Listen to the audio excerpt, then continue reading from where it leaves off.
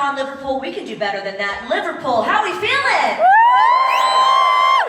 Welcome to this amazing panel. I have been looking forward to this one for such a long time. It's going to be amazing. We want to hear all of you guys cheering and having a great time. We're ready for your questions. But before we bring out our guest of honor, please welcome a very special group of cosplayers here at Comic-Con Liverpool from the brand new Marvel Black Widow film. Give it up for our cosplay team.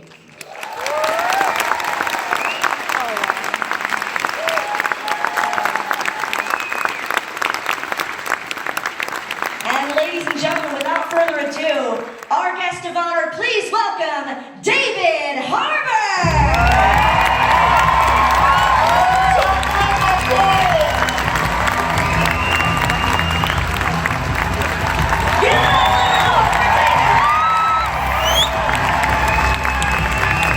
Wow! Look at this! You guys ain't afraid of the coronavirus, are you? Yeah! Everybody wash your hands, please. Please wash your hands. It's good advice. We've got a rowdy bunch for you here. And as I said earlier, if you've got a question, please just approach one of the microphone stands and we'll get right to you. But just a quick question for me before we start. Yes. How has Comic-Con Liverpool been for you so far? So far, it's really nice. And I don't say this to every crowd. I promise I'm not lying. You guys are like the nicest people at a Comic-Con I've ever met. So, congratulations. And apparently, some people have told me that Liverpool is known for their kind people. But that is like very true. And I promise I will not be saying this at Comic-Con in New Jersey next week. But don't tell them that. Don't worry. We've also got Ben in the audience. Give it up for Ben, ladies and gentlemen. Ben! If you've got a question, just raise your hand and Ben will come to you. Thank you. Any questions in the audience? Just raise your hand. We've got some right here in the front row. And all the way in the back. Thank you so much. You're so kind, you won't even ask me any questions. You're like, we're just nice people. We have nothing to talk to you about. Hi. Hi. My name's Ava, and Hey, Ava. I'm David. I was wondering if you could have any superpower, what would it be? Wow. If I could have a that's just super easy. There's clearly one superpower that is the best superpower. Being invisible at will. Because you can break into banks and just do all kinds of stuff. It's not nice when you feel invisible when it's not your superpower, when you just feel invisible. But if you could be invisible at will, I think that would be the best. I think it just kicks the crap out of flying any day of the week. Or like laser beams out of your eyes or whatever. Invisible at will. Great question. Thank you, Ava. Any more questions? Just raise your hand. Ben will come to you in the audience. Thank you. Get out of the microphones if people want to stand up as well. I'm a bit out of shape. We'll go to Ben and then we'll go to microphone 2 after this. Thank you. Hello, David. Hello. Hey. What's up? Welcome to Liverpool, first of all. Thank you. Yeah. My question was that, might be a bit of spoilers for people who have not up to date with Stranger Things, but at the end of the series, did you know that you were going to return for season 4? Has everybody watched season 3? If you haven't watched season 3, close your ears right now. Put your hands over your ears. Yeah, Hopper dies at the end of season 3. But he just sort of dies. I learned this from an 8-year-old girl I know, Ethel. She does these finger air quotes. I do it a lot now. Hopper dies at the end of season 3, and then he's resurrected in season 4. And I did know that he had to make a huge sacrifice. I mean, I think one of the great things about these writers and one of the great things about the show itself is that, you know, it has this sort of earnest morality behind it. And I think that, like, Hopper as a character, I've said this before, I think he had to die in a sense. I mean, he's sort of, he lived his life in a way that was very kind of aggressive and messed up and he was into drugs and stuff, and he didn't know how to deal with his own emotions and things like that. And so I think he had to shed his skin in a certain way to be able to reemerge. I know that we have a big Elijah Woods here today, which is pretty amazing, from Lord of the Rings. And there is a character that I sort of compare Hopper to in Lord of the Rings, which is Gandalf. Like Gandalf no joke, like Gandalf in the middle of the first movie, like fights an evil and descends into darkness. He's Gandalf the Grey, and he basically dies, and then he's resurrected as Gandalf the White. He comes back in a new form. And I feel like Hopper needed that resurrection as well, because he couldn't continue on the way he was going, and so he needs to come back a different human being with a different perspective. And I think that that's the exciting thing moving into season 4 and whatever might be beyond, is we're going to see, you know, the Hopper that we love, but in a different way. He's got a different experience now, and I think that's what's exciting, and what I'm really excited for you guys to see in the next season is like where he goes now, because he's already been so many different places, and now he's going to go in a totally unique direction. So I did know about it, and I was excited, and then I even knew that he was going to be resurrected, but I lied to you guys for a year telling you I didn't know because I didn't want to spoil the surprise, but now I don't have to lie, so that's exciting for me. We're going to go to microphone number 2 right over here on the left. Hey. Hey. See? Everybody's so kind, they'll let me talk. I have nothing to say. Okay. Hi, David. Hi. We could just do this all day. Yeah, you've been in awesome stuff, films, shows. I watched that Frankenstein's Monster Frankenstein. Yeah. Kind of weird. Yeah, it's kind of weird. I'm kind of a weird guy. Yeah. But actually, about Hellboy. Yeah, your version, brilliant. Oh, thank you. Comic. Thank you very much. Guillermo del Toro makes dark fairy tales, but you know, each to its own. But any chance we're gonna have a sequel? I doubt it. Really? That's sweet. You know, there are people that really like the movie, and I thought it was a really fun movie too, but it didn't do as well at the box office as we would have liked. And the movie was really sort of trampled on in a way. So I don't think that it would be worth the risk for them to make a sequel. I'd be up for it, but I don't think that it is on that way. So it can exist in yours and a select few people's sophisticated tastes, enjoyment, but I don't know that we'll get more of those.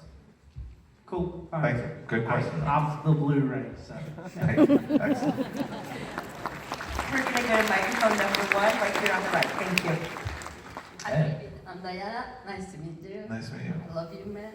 Thank you.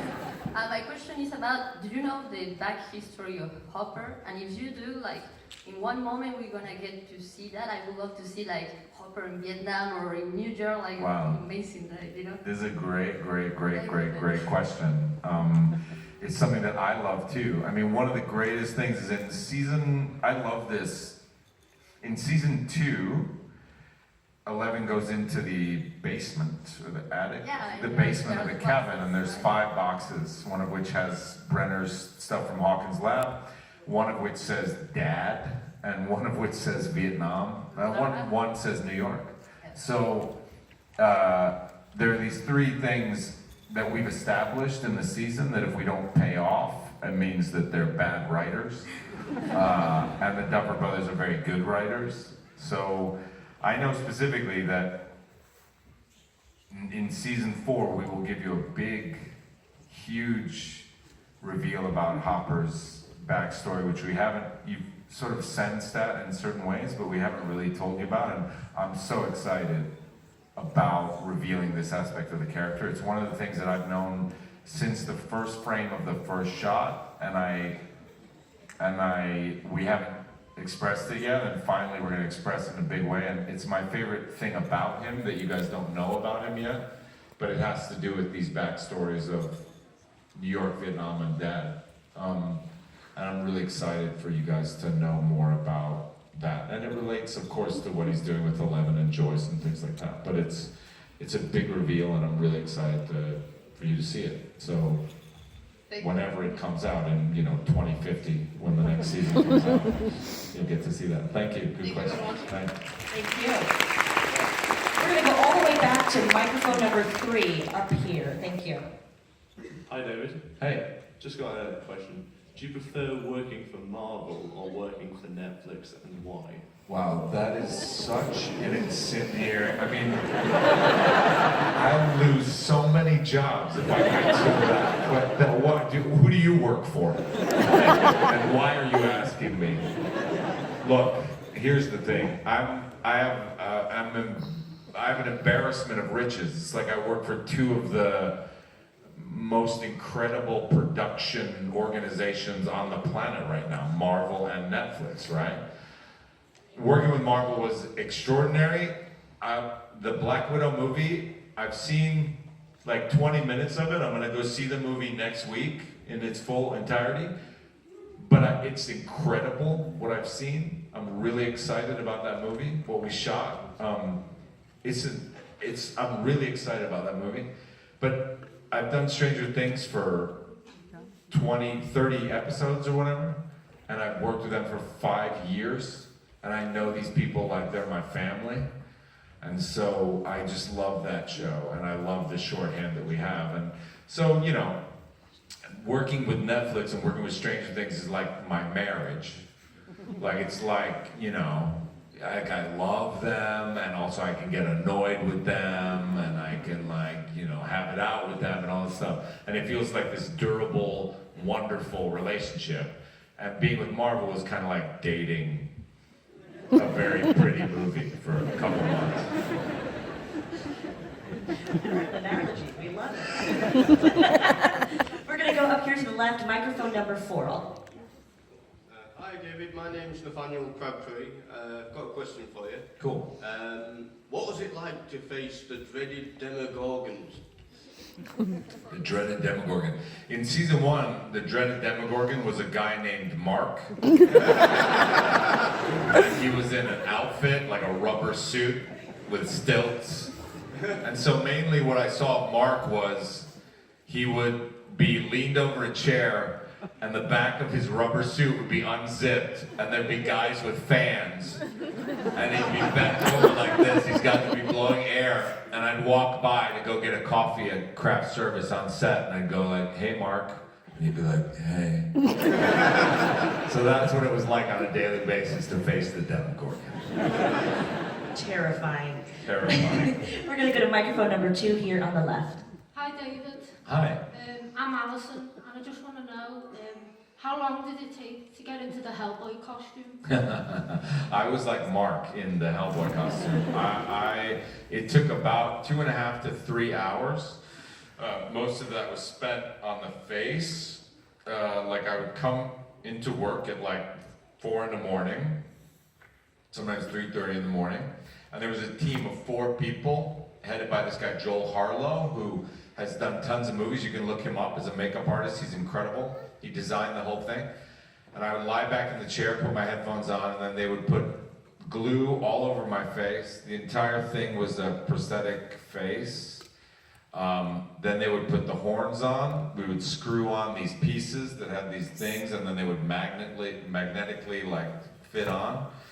And then we would put on the body, which was like a scuba suit that would zip up in the back, and then they would attach the head and the neck, and then they put on the beard and the hair and the eyes, which were these yellow contacts that were very difficult to see in, and then finally it'd stand up and they put on the annoying tail that would be difficult to sit in chairs, and then you'd be standing for 12 hours a day playing Hellboy, and then you'd take it all off. They'd rip it off in like 30 minutes, but it was a big process, and I think we shot like 65 days, which means 65 applications of that 3-hour process. So it was like a lot. We're going to go to microphone number 1, and I think you might recognize this gentleman. I found the chocolate pudding! It's a dusty bun. Hello, David. Hello. Dustin Henderson here. Dustin, you've clearly been to England. Yeah, still working on my accent. Yes. But, Pretty good. I've got a really important question. Okay. How does it feel doing a new Stranger Things season without the famous Hopper mustache? I feel a little naked. It's weird, right? I mean, you know, it's funny though, I get to do all sorts of, like the first season it was kind of just stubbly, a little bit like this, a little bit more. And then the second season was more of a beard. The third season was a mustache. And this season is no hair. So I don't know where you go from here. I'm taking your suggestions. But it has to be new facial hair every season, or I won't do it. Alright, thank you. Please give a round of applause to Dustin, Stranger Things cosplay. We'll go up to microphone number 3 in the back to the right. Hi, David. Hey. I just wanted to ask, who's your favorite character in Stranger Things? This guy, Chief Hopper. I do actually, this is a horrible thing to say, but I think he's the best character in the show. I love that character. Even if I wasn't playing him, I mean, I don't, it's not so much my acting, it's more just the character itself, the way it's written. I just think he's a beautiful character. He's so cool. Other than him though, I have to say I have a bit of a crush on Steve Harrington. I mean, he's just so dreamy, and he's a great babysitter, and I love that hair. So either Hopper or Steve Harrington. That's a Comic-Con Liverpool exclusive right there, if I've ever heard one. We're going to go up to microphone number 4 on the left. Hi David, how are you doing? Good, how you doing? Welcome to the UK. Thank you. Just want to reiterate what I said before, I did love you as Hellboy. Oh, thanks. It's a really good job. Thank you, man. Just wanted to ask, obviously in Stranger Things 3 you were fighting the Russians, and in Black Widow you are a Russian. So, how did you go about that, and what did you feel like? You might have found this on the internet. Yeah. I've been accused of doing a lot of dad jokes, because I'm sort of like, you know, dad in Stranger Things, and everyone's accused me. The internet has karmically paid me back for that by doing the dad joke of Hopper went off to Russia and then got brainwashed and became the Red Guardian. And there's a crossover between the MCU and Stranger Things. It's not true. It's a horrible coincidence that I've been cast in a Marvel movie as a Russian, and in Stranger Things I fight Russians. But it is, you know, it's fun to be able to see the other side. You know, the other thing is, does anybody in here speak Russian? Yeah, it's really hard. It's a really hard language to learn. They make all kinds of weird sounds that we don't make in English. It was very fun to play a Russian, but it's definitely easier to play an American. So I prefer playing an American, but playing a Russian was a very interesting experience. Thank you very much, really looking forward to that. Oh, thanks, man. It's great. It's going to be fun. I can't wait for you guys to see it. We've got a question here, microphone number 2 on the left. Hi, David. Hello. Hello. My name is Lindsay. Myself and my son down there, Aaron, give him a wave. Big fans. Just got to point out here, just in the middle. Aaron, wave. What's up, Aaron? How's it going? Should I have your t-shirt, by the way? Huh? Should I have your t-shirt, by the way? Where's it? I can't see It's it. you. What's it say? I can come and show you if you want. Yeah, come on. Come on down. Give it up for Lindsay, ladies and gentlemen. Oh, yeah. Well, you did it yourself? She has the best character in Stranger Things on her t-shirt. Okay, so my question is, as an actor, which is the favourite scene to film, and also, presumably as a fan of the show, which was your favourite episode to watch? Oh, that's a good question. Okay, favorite shows to watch. There are 2 episodes. I think it's the the final episode of season 1 and the final episode of season 3. I remember watching the final episode of season 1. I hadn't seen the show before it came out with everybody, and it came out on July 15th in the States, 2016. And I remember I came home from a play and I watched the whole thing, and that final episode, I think maybe I was just so tired, but I forgot that it was me in the show, and I was just watching this guy go through this thing where his daughter had died, and he was searching for this kid, and you know, I was crying watching the show, and I was like, and I said, that poor guy.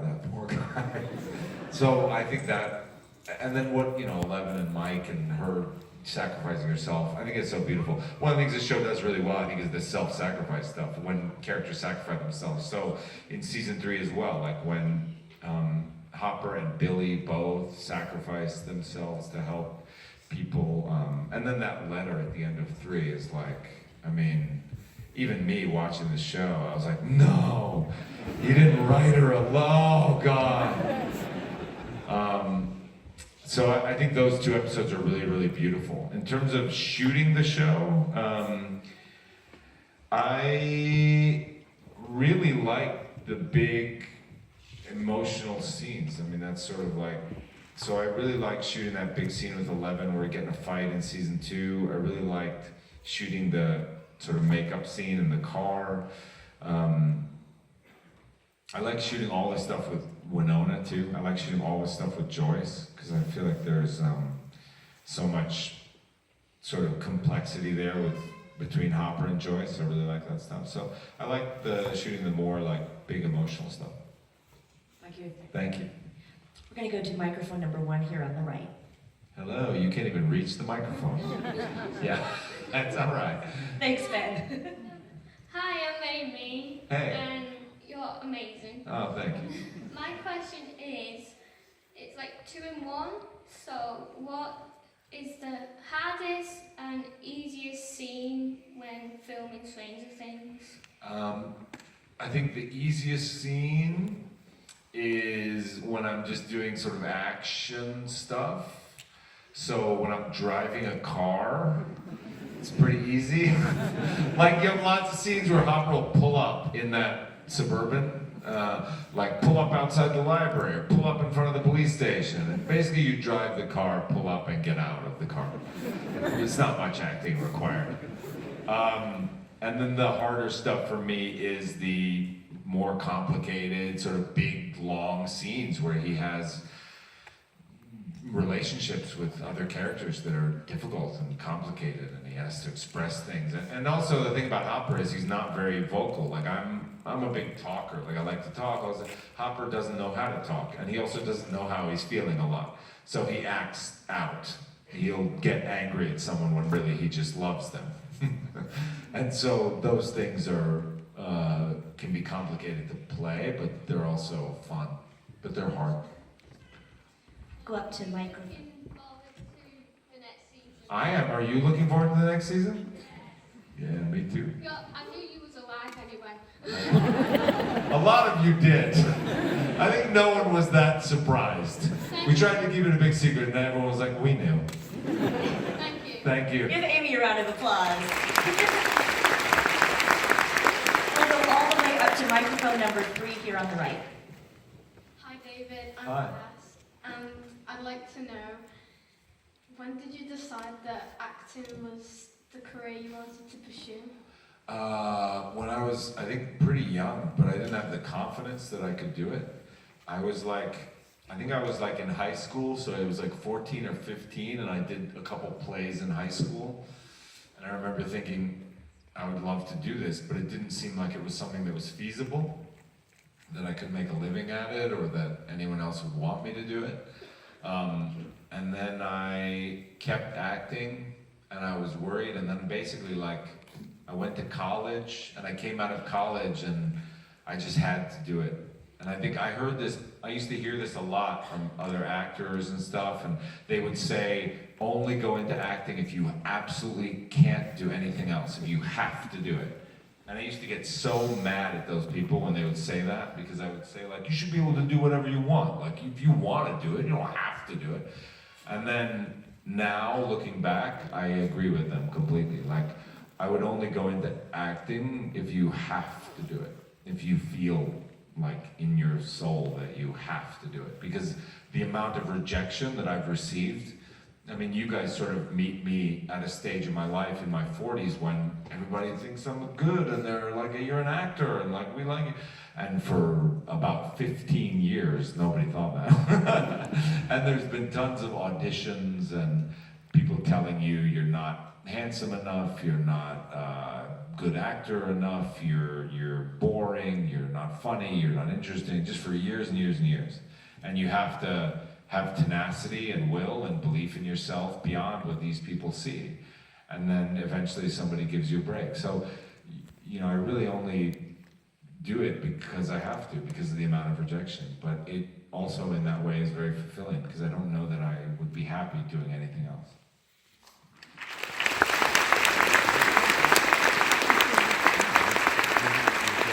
We're going to take a question from microphone number 4 up here on the left. Hi, David. Hi. I'm Lily. Hey, Lily. What was your favourite memory with Noah Schnapp? My favorite memory of Noah Schnapp? Yeah, with Noah Schnapp, yeah. Okay.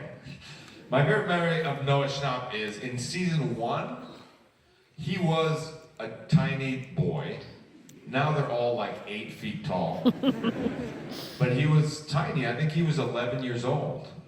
He's one of the youngest. Him and Millie are both sort of the youngest. I think he was 11 years old. And we have to do that scene in the Upside Down where I save him, and I have to do CPR on him. So, and in CPR, I guess in the 80s, you could do 30 rounds of 1, 2, 3, 4, 5, 6, 7. You count to 30, and then do 2 breaths, and then count again to 30. And for some of that, we had a rubber doll where I could really like pound on the chest of it to try to get his heart started. And for some of it, for the close-ups, it had to be Noah. And so I would try to not do it as hard, you know what I mean? Like I'd try to fake it, but I'm such a bad actor that if I don't do it a little bit, I don't really feel it. So I was doing it kind of hard, I think. And I remember him, he was really cool. Like he didn't want to tell me I was doing it hard. He was really sweet and really like, I'm fine, I'm fine. And when Nona was like, are you really funny? He was like, well, it's a little hard. And then I eased off. But he was a really brave, sweet kid. And that was very generous of him to let me do that. Thank you, Lily. We've got time for one more question. We're going to go to microphone number 2 right here on the left. Hi, David. Hi. My name's Ben, and this is Bella. Hi, guys. Our question is, what was it like being on the set of Stranger Things? What's it like being on the set of Stranger Things? It is both really fun and really hard work. I mean, I think that, you know, a lot of people say like, you know, they want to be on Stranger Things or they want to like hang out on set. And I think you guys get to experience the best portions of what Stranger Things is by watching the show. Like, there's a lot of time on movie sets that's very, very boring. It's just hours of just sitting around, doing nothing. Or even, you know, like the experience that you guys get when you watch the show and you feel like, oh my God, all these feelings and stuff. Sometimes we'll do a scene and you'll think, oh, it was really good, blah. And no one will think it's that great, and they'll just sort of go off to lunch. It feels like a work environment sometimes. And sometimes you're shooting like 14 hours a day, where you wake up, you'll get there at 7 in the morning, you won't go home till like 10 at night. It's very long. And then at that other time, it also is like a family though. So we all really love each other, and I think we all just are very comfortable hanging out with each other and just making fun of each other and stuff. So a lot of that goes on too. And then sometimes you really are able to do some really great work that you're proud of. So in that way, it's like a wonderful, wonderful job. But I think that what you think of the show when you get to watch the show, that's the best things about the show. Thank you. Thank you, guys. Thank you to Ben and Bella. Give them a round of applause. Well, we so appreciate your candor, and we can sit here talking to you all day long. Hasn't he been amazing, everyone? Thank you so much for being here. We've got to get back to meet all of you guys here at Comic-Con Liverpool. Please give a final round of applause, ladies and gentlemen.